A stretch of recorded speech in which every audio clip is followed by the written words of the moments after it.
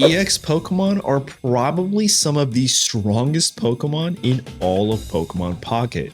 And today, we're putting them on a tier list. All right, so what kind of tier list are we doing? First of all, you guys are probably like, what the heck? What kind of tier list? Oh, sorry, guys. Sorry, guys. Look, you guys want to see something so cute? Come here.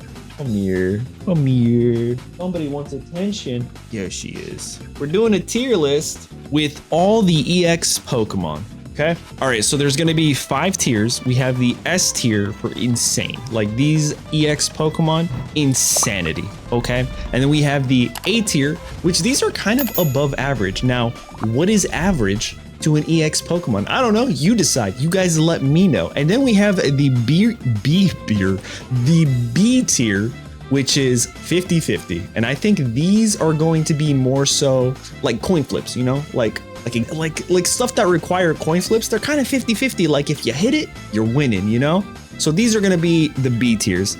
The C tiers, I think, are extremely situational. And then the D tiers are just like, you don't play this. You don't play this at all. With that, Cleo, I need you to hop off. Oh, thank you. All right, where were we? So we're going to start things off with our big boy here, Venusaur EX. Now, if you don't know what this thing does, is pretty nuts. I'm gonna put it right here for A, above average, just for now.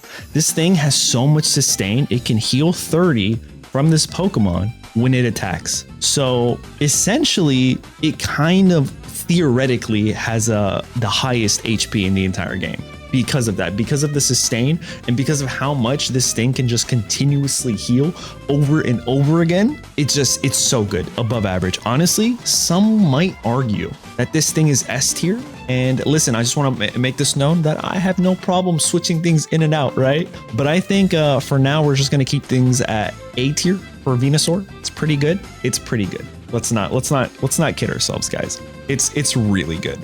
Next up is Executor, and I'm gonna put him in 50-50, you guys. And it's not just because this thing is all about coin flips, but also it's all about coin flips, right? Let's be honest.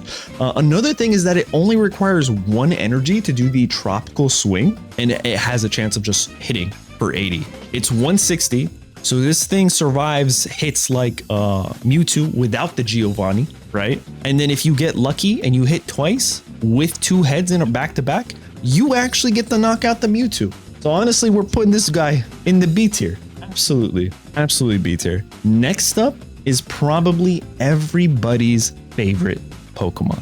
And this Pokemon alone is gonna go S tier. And now wait for it before you chew me apart. Crimson Storm knocks out any Pokemon in the game, okay? We're not talking about being able to ramp. We're not talking about requiring a Moltres. We're literally talking about the fact that this Pokemon one-shots anything in the game. It doesn't even matter into Venusaur, right? Because into Venusaur, it'll do 220. So even with that theoretical 30 extra HP every single turn, yeah, no, Charizard, regardless of like needing to ramp, if you have this thing in your backline and you could come in on an EX Pokemon, you're guaranteed 2 points. There's no questions. There's nothing withstanding you. And that alone, I think we have our first S tier. Speaking of which, Arcanine, a lot of people are going to chew me apart for this one. I already feel it, but I'm going to say don't. Arcanine is a don't. I really thought we weren't going to have a single like EX Pokemon that we wouldn't have to put here. Yo, Mr. Dolphin, thank you so much for becoming a member. Welcome on in. I appreciate the support. But yeah, Arcanine right here is a don't. And the reason it's a don't is because it's 150. It does 120 damage, which is good. Don't get me wrong. But it also does 20 damage back to itself. The reason I'm putting it as a don't is because it's an EX Pokemon. Like, this thing is essentially telling your opponent, here's 2 points. I'm giving you 2 points. Just take the 2 points. Now, I'm not saying like you can't play this, right? I'm sure you could build a deck, but it's just like when you have an attack that hurts yourself and then also rewards your opponent, like Golem does -50 to itself, but also does 150, right? And only gives your opponent 1 point. This thing gives your opponent 2 points. I don't know. Personally, I can't get behind that, you know? But it is stage 1. It is stage 1. You guys have a very valid point. It is stage 1. I still don't think it's I don't think. I think if we have to put a single EX Pokemon in D tier, we could change this. We could change this in a couple minutes. I don't know. We'll see once we get through everything else. But as of right now, I feel like Arcanine, my man Arcanine is in D tier. Moving on, Moltres. Flippy. This is a flippy bird. All you got to do is flip coins and you ramp. But on top of ramping, like, it does pretty good damage. 70, not bad. It is an EX, but this thing helps you ramp your other cards, your Charizard, your Center Scorch, literally any fire type Pokemon you want. Heck, even your Arcanine EX if you want to. But I think again, when it comes to flippy natures, it's gonna be B tier. Moving on, Blastoise. Don't worry, he's not B tier. I think he's A tier. I think he's after Venusaur, but I think he's A tier just because of the synergy he has with Misty. Like, if you hit Misty, which is technically a 50-50, right? You're doing 160 damage. You're actually one-shotting the S tier Charizard, right? So that's kind of insane. If you're able to methodically and sustain, like, be able to ramp up your Squirtle, Wartortle, and Blastoise up to this big juicy tortoise, nothing's stopping you. 160? Excuse me, who do you think you are? You're knocking things out like the Executor. 160? Is insanity. That's arguably S tier behind the Charizard. Honestly, we might even put it here, right? But it's like all you need is like turns to like wait it out. Yeah, we're gonna put it in front of Venusaur. I think I could be wrong. You guys let me know. Moving on, Starmie, A tier. In fact, Starmie up here. I'm sorry, Venu's good. You know what? Starmie S tier. I'm tripping. You guys, I'm incorrect. I am wrong. I went through an entire emotional roller coaster trying to find the right spot for Starmie. Starmie is S tier, right after Charizard. Now you're probably wondering why. Why would you put him in S tier? Is it a him? I don't know. It's Starfish.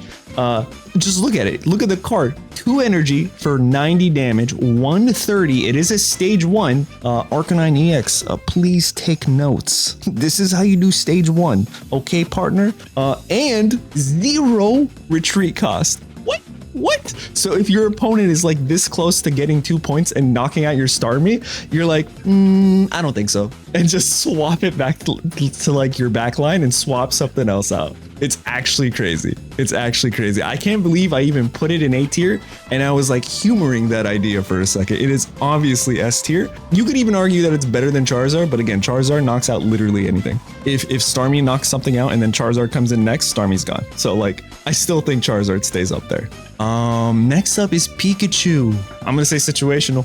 Again, a lot of people might disagree with me because before the game like went soft launched, right? Everyone was talking about Pikachu. Pikachu was gonna be crazy. He's gonna be this meta Pokemon. Oh my god, Pikachu this, Pikachu that, right? But the thing is, let me find him. Pikachu literally does 0 damage if you have no bench Pokemon, right? So that's not great. So let me paint you a picture where the only card in your hand, or like, it's very situational depending on you drawing your electric Pokemon to actually play your electric Pokemon, right? And if you put them in your bench, you have to make sure they stay in your bench. But also, if you build up your bench that way, you're stuck at having them. It's just, again, it's very situational. I'd say it's average, right? I guess you can call this situational tier, and we'll call it average tier, right? I can't spell. It just didn't follow up the next line. Listen, you explain to me what happens when your Pikachu or your opponent has a Hitmonlee, right? And they knock out your Pokemon in your bench, and your Pikachu goes from doing 90 damage to 60 damage to 30 damage to 0 damage, or even like quickly from 30 to 0. It's still good. Like, the word is situational. I'm saying, like, would it make you guys happy if I put Pikachu up here in the 50-50? It's no coin flip though. I personally don't think he's that great. That's just me though. Moving on to Articuno before you guys chew me out. Articuno here, easy A tier. Again, I just literally uploaded a video. Not S tier, definitely not S tier. A tier. You hit a Misty, turn 1, you just win. It's a little silly. But Hitmonlee doesn't survive a Pikachu attack. Pika the GOAT, quick battle is best for living. A lot of people makes him oversea usable. A lot of okay, listen. I needed to have a little bit of controversy in this video, you guys. You guys are bringing a lot of valid points, and anyone else who's watching this later, drop it in the comments. But as of right now, I am not budging. I am firmly putting my foot down. Pikachu C tier, ending. But yeah, no, Articuno A tier. I think we could all agree on that, right? Everybody? Yes, excellent. Okay, moving on. Zapdos, B tier, top B tier. No questions, right? No questions. This thing is literally the king of B tier. Nothing will ever be before Zapdos in B tier. In fact, I think Zapdos literally will resign as the king of B tier for all eternity. Okay, flip 4 coins. This attack can do up to 200 damage. That's Charizard level, but it's 50-50. King of coin flipping right here. It is what it is. It is what it is. All right, moving on to Gengar. Gengar? So I'm kind of, let me see what Gengar is. Let me pull it up here. He's 2 retreat cost. I'm conflicted in trying to decide where to put Gengar. Do we put him right here, maybe before Venusaur, or do we put him bottom S tier? Solely for a few reasons, actually, not solely, so for a couple reasons. The ability that prevents your opponent from using any supporter cards. The 170 HP. Giovanni Mewtwo, doesn't matter. The only thing knocking me out is either a fully maxed out Blastoise with Giovanni or Charizard. That's it. The only 2 things one-shotting me. Nothing else, literally, right? But also, I said with Giovanni, just kidding. I take it back. Blastoise can't do anything because of the ability. Only Charizard can one-shot Gengar. Only Charizard can one-shot Gengar. But I think I do have a problem with putting him in S tier, to be honest. So I'm going to put him high A tier. I'm going to put him in front of Blastoise because Blastoise can't one-shot him. And that's literally the only reason why I'm going to put him there. Okay. Moving on. Mewtwo, don't. No, I'm just kidding. I'm just kidding. No.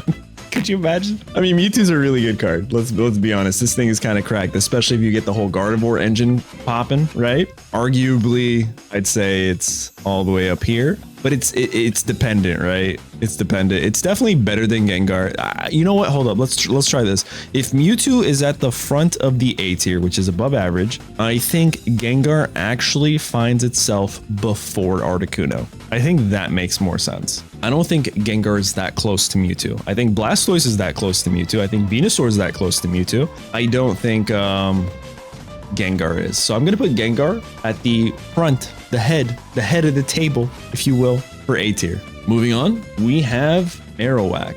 All right, straight to B tier you go. But I think Marowak could honestly be second in command for B tier, because if you get lucky, you're one-shotting everything in the game except for the Blastoise, the Gengar, the Venusaur, and the Charizard. Everything else gets one shot, right? Let me check the and the Machamp. So that's pretty good. That's pretty good. Above Executor for sure, just for the damage. Now here's a Pokemon that I've never played, so this is definitely I'm gonna ask chat here. I need your help. Where do we put Machamp? I just got Machoke. We're gonna try to play some Machamp today. Where do we put Machamp? Is he a don't? I feel like his stat line's pretty good. I guess you could argue the 3 retreat cost kind of sucks. And he takes 170, 180 with Giovanni Mewtwo. There is no Alakazam EX. Zapdos and Marowak shouldn't be that close. If Marowak lands 2 heads, it does 160. That's 50-50. What are you talking about? Machop, top of B tier. So right here. Okay, we got him in A tier, above A tier. Is he after Articuno, after Gengar, after Venusaur, or after Blastoise? I don't think he's going to be better than Mewtwo. Let's be honest here. Come on, guys. But you lose 2 points. Machamp, top B tier. He's not a flippy boy. We don't put him there. So we either put him in A tier or we put him in C tier, which is technically average. He's either above average or he's just average. He's just average. I mean, we could also look at the fact that his Mega Punch does not knock out anyone. It only knocks out Zapdos if it has Giovanni. It knocks out Pikachu. It knocks out not Moltres, not Executor. Marowak is fine as well. But I guess you could argue he's low A tier. All right, how about this, guys? We'll put him right here. I will come to terms. I'll put him in front of Gengar. That way you guys can be happy. I'm just here for you guys' pure happiness. Okay. But after Venusaur, before Gengar. Gotcha. 180 HP. Yeah, it's pretty nice. All right, which brings us to our final EX Pokemon, and I don't care what you guys say. This thing. Wait, what is that? I'm just kidding with you guys. I'm just kidding. How many people were just like pounding their keyboards away right now? No, I'm just kidding. So this thing, I think it's still pretty good. I think it's pretty good. Now, I'm actually gonna put it in B tier. I'm gonna put this in B tier, and you're probably wondering, why would you put Wigglytuff in B tier? It doesn't flip. It doesn't need a coin, but it kind of does. It kind of does. I'm gonna put it in front of Moltres, because if your opponent flips tails over and over and over again, you're knocking everything out. So by that logic, you guys, Wigglytuff is in B tier. All right, everyone. People keep saying, what about Alakazam EX? What are you talking about? There is no Alakazam EX. There is no Alakazam EX. Do I think? Let me see. Do I think Executor is better than Wigglytuff? That is the question. Let's base it off of the health. 140 HP. For 3 energies to use this move. And then we have Executor, 160 HP, 1 energy to use the move. I think there's something to be said there. The amount of energy requirements for the move, I think it kind of just answers itself, you know? Hold up. I can just like I can help fix this real quick. You guys, I'll move this over here. Where is it? No, that's Machamp. I'm tripping. I was about to say, oh shoot, he's right. Where is it? I don't even see it. All right, I found it.